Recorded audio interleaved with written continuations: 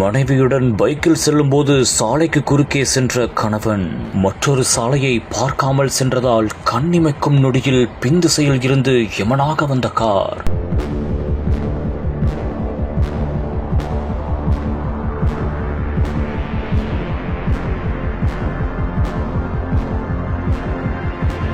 நொடிப்பொழுதில் யாருமே எதிர்பார்க்காத ஒரு கோர சம்பவம் இதயத்தை ரணமாக்கிய சிசிடிவி காட்சி.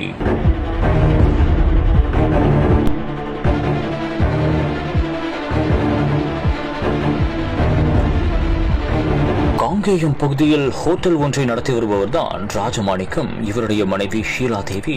இவர்கள் இரண்டு பேரும் பிள்ளையோடு இருசக்கர வாகனத்தில் சென்றுள்ளார்கள். இரவு நேரம் என்பதால் அவர்கள் எதிர்பாராத விதமாக சாலையின் குறுக்கே கடந்து மற்றொரு சாலைக்கு சென்றுள்ளனர். அப்போது பின்திசையில் இருந்து மின்னல் வேகத்தில் ஒரு கார் வந்து அவர்கள் மீது மோதியுள்ளது. இதனால் அங்கு நொடிப்பொழுதில் ஒரு விபத்து ஒன்றும் ஏற்பட்டுள்ளது. இதனையடுத்து இந்த சம்பவத்தில் மனைவி ஷீலா தேவி அநியாயமாய் உயிர் பிரிந்து சென்றதாகவும் கூறப்படுகிறது. மேலும் கணவனும் பிள்ளையும் சிகிச்சை பெற்று வருவதாகவும் தகவல் வெளியாகியிருக்கிறது. இது தொடர்பாக கார் ஓட்டுநர் தற்போது அதிரடியாக கைது செய்யப்பட்டிருப்பதாகவும் தகவல்கள் தெரிவிக்கின்றன.